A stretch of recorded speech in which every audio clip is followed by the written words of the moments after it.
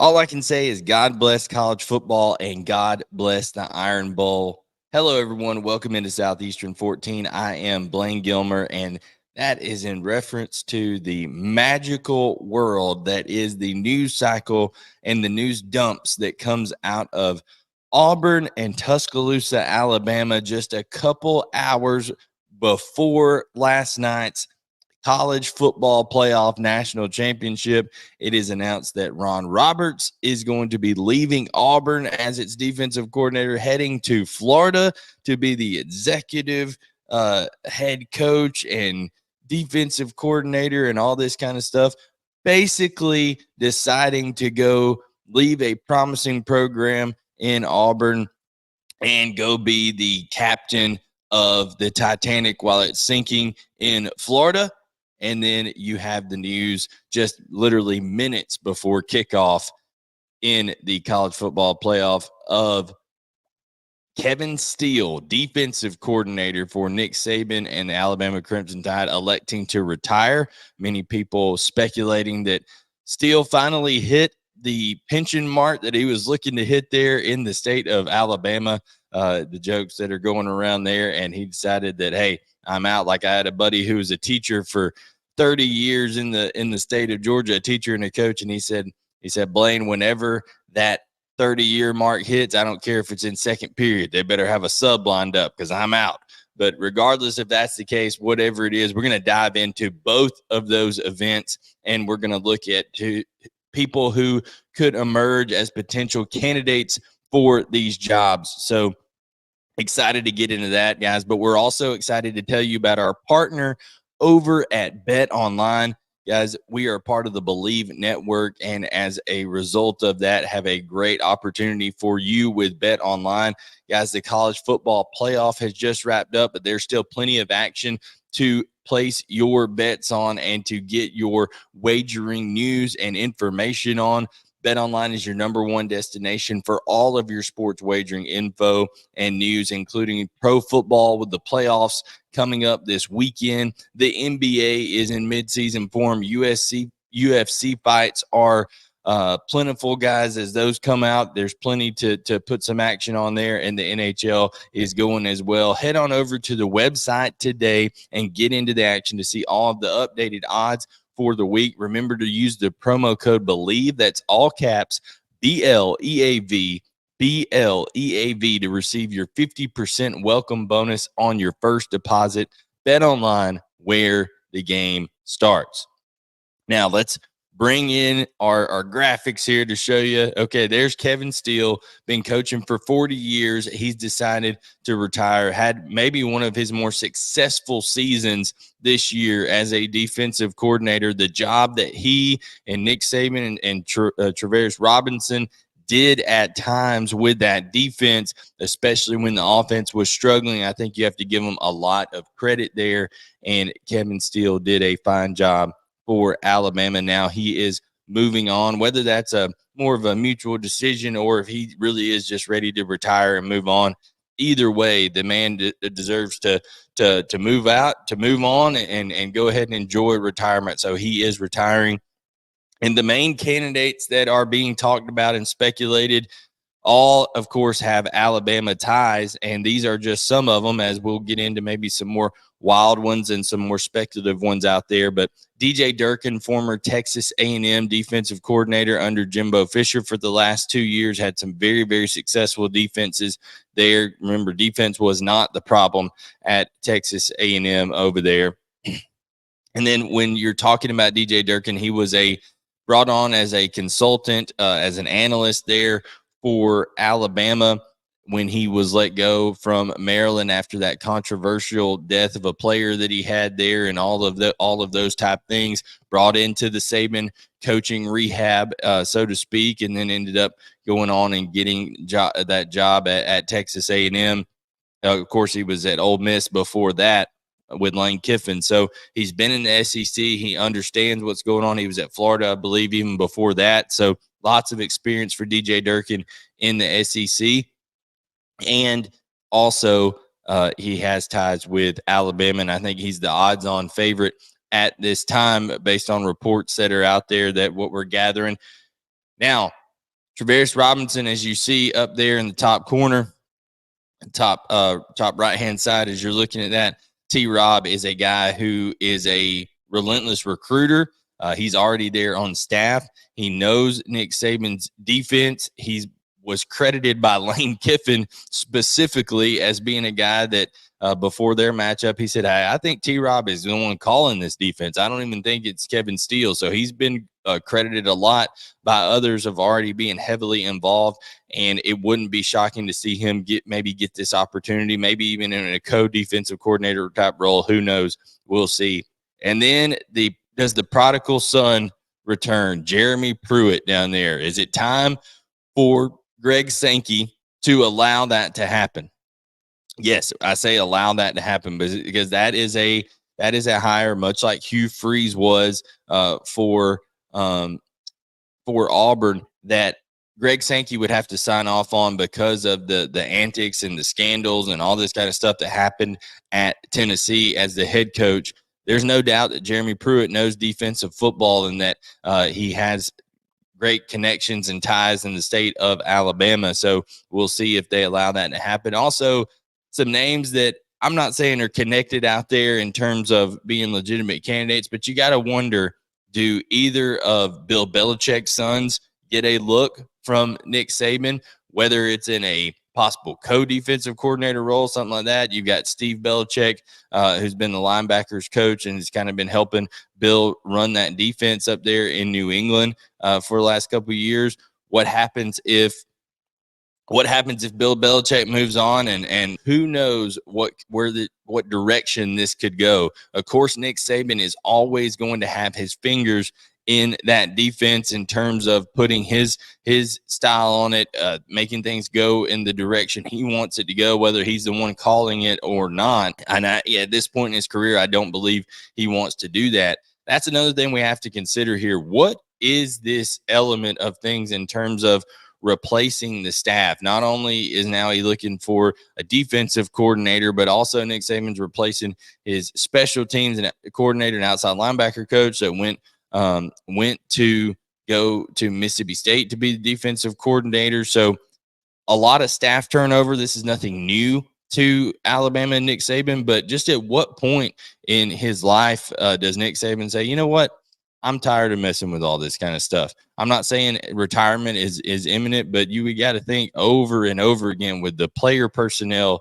stuff that goes on now with NIL, the transfer portal, now with all this college coaching movement. You would have to think at some point it's going to become tiresome. So interesting element there to just kind of keep in mind as things go forward. Now, Ron Roberts, who came to Auburn after being the defensive coordinator at Baylor for 3 years, by all indications and reports and everything, everybody thought that was going to be an absolute home run hire, stealing Dave Aranda's defensive coordinator to come to the Plains. And it turns out that maybe the personalities just didn't g-haul there in Auburn with Ron Roberts and some of the staff and even some of the players. I cannot imagine that this was a totally on Ron Roberts' decision and move, that there was not just maybe a little bit of, at least if he decided, if he was leaning that way, Auburn didn't fight too hard to keep him. Not because he didn't do a good job on defense. I think Ron Roberts had a fine defense at Auburn this year. I think they played hard. I think the scheme was good.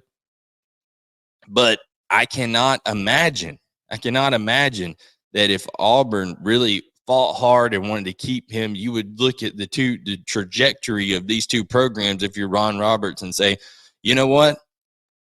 Hugh Freeze is over here recruiting his tail off. We just took Alabama and Georgia, two of the top, at least this year, two of the top 6 programs in the country, according to the pollsters and committee. We took them to the brink and didn't have a whole heck of a lot of talent in terms of what we are accustomed to here at Auburn on our roster. You know what? I think I'm going to pass all that up in the trajectory where we're going forward over here to go be the co-captain on a ship that has already hit an iceberg and is taking on water and is going down in the Florida Gators. This is a one-year gig if you're Ron Roberts at best, because Florida has a brutal schedule, has been eviscerated in the transfer portal, has hardly any experience coming back in key positions, and Billy Napier is going to be gone. I mean, Billy Napier is not going to survive this year at Florida, and that is not something I say lightly. That's not something I say with, wishing upon anybody's family. I want everybody to make as much money as they can. I want everybody to have the job, all this kind of stuff. But you just look at it.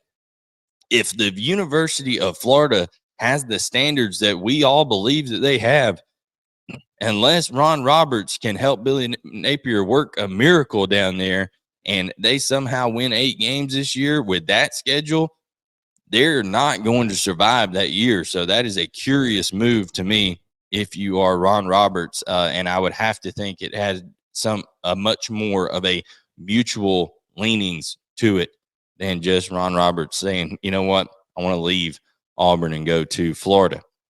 So some of the candidates that are out there, I think 2 of the more serious candidates, Chris Kiffin, Lane Kiffin's younger brother. He was with Hugh Freeze at Ole Miss for a while, and then also now he has a plethora of NFL experience currently with the Houston Texans. And then Zach Arnett, who was most recently SEC head coach at Mississippi State. Kiffin has history with Freeze. Arnett doesn't really have history, but hey, in terms of the experience that he brings, the style of defense, that 3-3-5 style of defense that he can employ over there would be something that I think would fit well with Auburn and their personnel and the type of style that Hugh Freeze has overall in his program. Different, exciting. And then you also have Scott Symons, who was the defensive coordinator at Liberty for Hugh Freeze, now is currently at SMU, doing a very good job for Rhett Lashley. And then Charles Kelly, who was most recently with Primetime out in Colorado as the defensive coordinator. He is now on staff already at Auburn as an analyst. So does he just take the promotion? He was the defensive coordinator for 3 seasons for Nick Saban before he left Alabama to go be the DC. Him and Pete Golden were kind of calling things together. He was a defensive coordinator, kind of type and name role there for him and Pete Golden together before he left to go work with Primetime. So does he get promoted up? I think you have to look at a lot of things here. You got to look at who's going to be a good recruiter, who can do the scheme part of things well, who's going to bring excitement and energy to that program, who can relate to the players. I would tend to lean towards the younger guys in the top 3 there, in Kiffin and Symons and Arnett. Personally, if it was me, I would go with Zach Arnett because he's been immersed in college football. He's a very no-nonsense, hard-nosed type guy that's going to bring some excitement, bring some juice over there on that defensive side of the ball. He's the guy that I would be looking at. I think the job that he did with a more eccentric style of offense and exciting style of offense on the other side of the ball when he was Mike Leach's defensive coordinator, when Mike Leach was at Mississippi State and Zach Arnett worked for him. I think that kind of marriage would work well between him and Hugh Freeze. And Hugh Freeze, more of a compassionate, more of a players coach type of guy, not a big just screamer and yeller all the time. Very thoughtful now in his second go around with the media and stuff like that. That's not necessarily Zach Arnett's strength. He's all about ball and he's all about getting things done the right way. And I think he would be a good compliment to Hugh Freeze personality wise as well. So those are some of the names you hear for the Auburn defensive coordinator opening. Now, keep in mind, Auburn is also looking for an offensive coordinator as well after Hugh Freeze let Philip Montgomery go.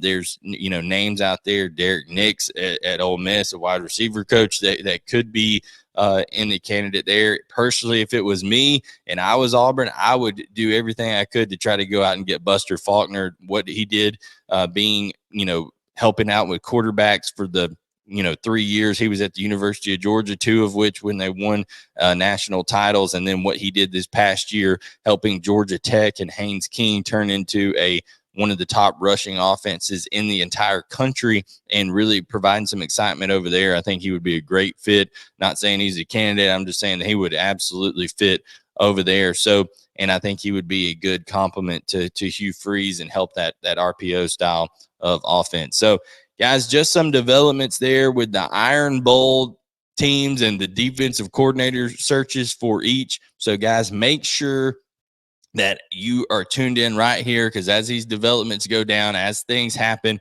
we'll have it covered here for you on Southeastern 14. Thank you so much for tuning in. Like, subscribe, turn on notifications, and we'll catch you next time right here on Southeastern 14, presented by Bet Online.